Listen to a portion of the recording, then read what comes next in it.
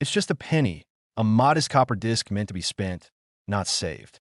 But what if I told you that a 1940 wheat penny, the kind you've probably seen 1,000 times, could be worth thousands of dollars? Not because it's old, but because of rare minting errors, unusual blanks, and hidden transitional anomalies that only show up to collectors with sharp eyes. That we begin in 1940, a world on the brink of change. Roosevelt's New Deal had reshaped America. World War II was unfolding overseas, and life in the U.S. straddled prosperity and uncertainty. In the midst of it all, the U.S. Mint quietly pressed Lincoln wheat pennies by the hundreds of millions, producing coins that would jingle in pocketbooks and bubblegum machines for generations. But coins don't just carry value. They carry history, stories frozen in metal. And sometimes those stories twist into something unexpected. First, imagine the standard 1940 wheat penny. Struck in Philadelphia, Denver, and San Francisco, these coins were made of bronze, 95% copper, 5% tin, and zinc. Its design was unchanged for decades. Lincoln's profile on the obverse, wheat stalks framing the reverse. Stable, reliable, familiar. But beneath those familiar features lie anomalies waiting to be discovered. Take the double die obverse, a rare and delightful accident of minting. It happens when a working die receives two impressions from the hub, slightly misaligned. As a result, letters and numbers appear doubled, like faint echoes across the surface, that on some 1940 cents. Liberty trembles under inspection. In God We Trust looks haunted. The date seems to vibrate, creating a ghost image that can only be seen with a magnifier. One such 1940 double die obverse penny, graded MS65 red by Peace GS, sold at auction for over $3,600, turning everyday change into numismatic gold. Next, consider off-metal planchet errors, pennies struck on blanks not meant for circulation. These mistakes occur when the wrong metal disc gets fed into the press, often leftovers from foreign minting or other experiments. A wheat penny struck on a silver-colored blank isn't just unusual. It's rare. One collector found a 1940 wheat penny struck on a zinc planchet left over from the wartime steel cent production of 1943. It looked lighter in color, rang with a different sound, felt wrong in the hand. After authentication, it earned nearly $4,500 at auction. But the surprises don't end there. Ever heard of a re-punched mint mark? In 1940, when Denver and San Francisco minted coins, workers hand-punched the D or S mint mark onto the working die. If they slipped and stamped twice, shadowed mint marks appeared. A tiny doubling of the mint mark can mean a lot. One Denver 1940 D penny with a sharp, clear double D sole for $2,100. Proof that even mint marks have secrets, and subtlety can mean thousands. Transitional anomalies also play their part. Between 1942 and 1946, the bronze planchet composition saw slight changes as the war effort shifted metal priorities. Some 1940 pennies were struck on early test batches, slightly lighter, slightly reflective. Others show small die cracks or doubled rims from reuse. A 1940 Philadelphia penny with a strong rim doubling and perfect red color sold for $2,900 at auction. Perhaps most haunting of all are the proof-struck wheat pennies. Though proofs weren't issued for circulation in 1940, a few specimens, coins struck for die testing, used proof-level dies. These might show mirror-like surfaces, frosted design elements, or sharper detail. One such test piece, believed to be a proof-struck 1940 cent, changed hands privately for $11,500. It looks like a mirror coin from a set, except it ended up in someone's pocket. And condition, color, education matters. The wheat penny is graded on red, red-brown, or brown. A sharp example in full red can exceed $500 without even having an error. Doubling, mint marks, off-metal, those multiply value quickly. In 1940's wheat penny in MS66 red, no errors, sold for $1,150. Add doubling, and it jumps. Add off-metal, and you're in serious numismatic territory. Collectors share stories of finding these coins in old jars, behind family photos, in rolls bought at bank auctions. One grandmother's shoebox in rural Kansas yielded a 1940 deep double die that sold for $4,200. A childhood coin album in Ohio held a Purdue grad's prized wheat penny, struck on a silver-colored blank during a rare test. worth nearly $13,000. The excitement isn't just in the money, it's in the discovery. Every scratch, every anomaly is evidence of minting's humanity.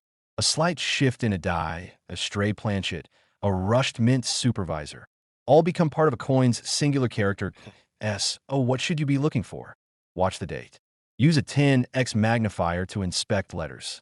Doubling shows as thin parallel lines, usually on in God, Liberty, or the date digits. Check for mirror-like fields or frosted dies, a sign of Prooflike coins. Weigh and color test. A standard penny is 3.11 grams. Anything under or over, especially with strange metals, might mean off-metal or transitional errors. Check mint marks. Are they clear? Shadowed? Off-center? Study surfaces. Look for rim doubling, die cracks, brockage marks, with a die struck another coin stuck in the press, or off-center strikes. Any unusual characteristic, don't dismiss it. And here's the golden rule. Never clean the coin. Even a gentle scrub removes toning, original surfaces, and collector value. That brown tarnish might be its price tag, that if you think you found something, place it in a non-PVC flip. Photograph it in natural light from different angles. Send it to a trusted grader like PCGS or NGC. With grading comes certification, and that's what collectors trust. The real treasure isn't just in finding something valuable. It's in seeing the world differently. The quiet thrill when history reveals itself in a split letter, a misaligned mint mark, a dead still penny that should have been spent long ago. Take the wheat penny off its pedestal. Handle it. Inspect it. Ask yourself, what's its story?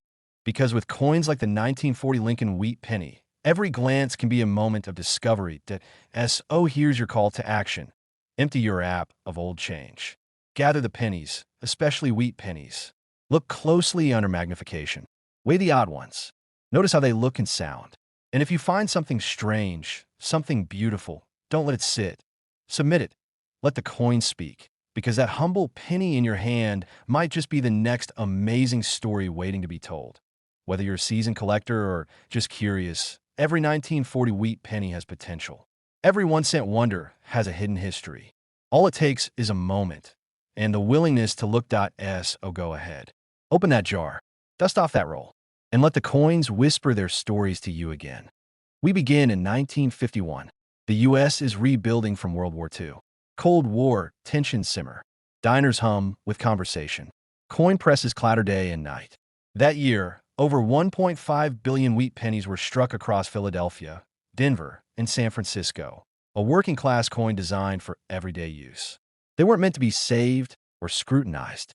They were meant to vanish into circulation, and yet some didn't. Each anomaly began as a factory hiccup. A misaligned die, a leftover blank, a mint mark stamped twice. From these mistakes come coins that tell a hidden story, a whisper of minting mechanics and human oversight.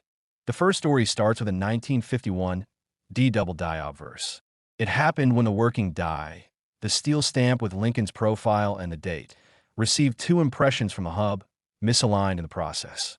When pressed onto a blank planchet, the result looks like a shadow doubling across letters and digits. Imagine the date, 1951, flickering like a ghost echo. Liberty appears to tremble. In God we trust, shadows softly behind its main image. It's subtle, but unmistakable. Once seen, in 2017, a reader in Iowa sent one of these doubled 1951 D-cents to PCGS. Graded MS-65 RB, red-brown. It sold later that year for over $8,800. A coin with a tiny invisible flaw, making it stand out among millions. Next, imagine a penny struck on the wrong metal, a leftover blank meant for something else entirely. These are known as off-metal planchet errors, and in 1951, their exceptionally rare .1 collector in Ohio discovered 1951 wheat penny struck on a bright, silvery zinc-plated planchet, likely a leftover from the 1943 steel penny era. The puck felt sharper, rang differently, and had no copper warmth. PCGS authenticated the anomaly, and it fetched $12,400 at auction. Then came the repunched mint mark, or RPM. At Denver and San Francisco, mint workers hand-punched the D or S onto the die. Sometimes, the punch misaligned, leaving a second ghost impression. A 1951 D RPM with a crisp double D, sold for $3,700. Not visually loud, but magnify it, and the doubled mint mark leaps out. Collectors love these subtle details. Unlike doubling across an entire obverse, mint mark RPMs are small but crisp, like a whispered secret stamped in a metal. But 1951 also offers stories of transitional proof-like strikes. Standard proof sets weren't officially minted that year, but test or prototype coins were made for archive purposes. Some show mirror fields or frosted devices, evidence of proof-level striking. In 2021, one of these proof pattern pennies surfaced in New York. Deeply mirrored fields and frosted Lincoln profile. Graded PF 67 RB. It sold for $16,500. Regular circulation, rare proof characteristics, an anomaly born of mint testing. Each of these errors carries weight, literally and historically. They weren't planned. They slipped through quality control. But now they fetch eye-watering sums from collectors who appreciate the moment when routine breaks the routine. Why does this matter to you? Because these coins hide in jars, drawers, and old roll finds. A grandmother's heirloom album. A childhood collection forgotten under the bed. Something you might buy for 10 cents at a flea market could be worth $10,000. Here's what to look for. First, check the date and mint mark. Hold the coin under light. Use a magnifier. 10x is great. Look at the mint mark under the 1 in 1951. Is the D doubled? Is it crisp or shadowed? Next, examine the obverse closely. Is Liberty shaky? Does 1951 appear to echo? That ghosting is classic doubling. Compare it to certified images of mashed or clear double dies to see if your coin matches. Then, feel the coin. Weigh if you can. Standard planchets weigh about 3.11 grams. If it seems lighter or heavier or rings differently, it might be off metal. Look closely for unusual color tones, zinc white, silver gray, or blankish hues where copper should shine. When checking mint marks or edges, check for cleaning. A scrubbed surface can ruin the coin's value. Even running it underwater or wiping it gently can erase tonality needed for grading. Keep every scratch or tone intact. If it looks special, place in a coin flip or non-PVC sleeve. Take multiple close-up photos under different lights. Compare with images of known errors. Then, send it off to a trusted grading service like PCGS or NGC. A certified grading unlocks collectability and value, because collectors don't just pay for the mistake, they pay for proof. High-resolution images, authenticated documentation, and a story certified in a display slab. In a way, every 1951 wheat penny could carry a secret. And that's the magic. That it's not about luck. It's about awareness, knowledge, patience, and curiosity. Every coin is a small historical artifact, and errors expose that history. Here's what you can do today. Pull out the 1951 pennies. Check the mint mark. Inspect for doubling and weight. Look for proof-like qualities. And don't clean anything. Imagine opening a dusty shoebox and finding a penny that's a key to interactive coin history. A double date. A door left ajar in 1951 Denver. A strange blank. A leftover test planchet from wartime experiments. A proof pattern glittering under a garage lamp. And think of the impact. Something you might have spent on candy becomes a collector's prize. A moment where minting precision faltered, into mourning of oversight, becomes a tangible piece of human history, made coin form, frozen in copper. Because the story isn't just about money. It's about connection. Across decades, inventors and mint workers, collectors and grandchildren. We're talking about a single penny. But the journey spans a lifetime. Every day, coins move between wallets, machines, and change jars. Each has potential. And for a few, the rare, the flawed, the imperfect, their story becomes extraordinary. That shiny 1951 D wheat penny in your jar? Maybe it's just a penny, and maybe it's the beginning of an adventure that crosses history and value and legacy. A small, round gateway to an extraordinary narrative hewn in copper. Take a deep breath. Look closely and listen, because that meek jingle might just hide a whisper from 72 years ago and a story that's waiting to be told.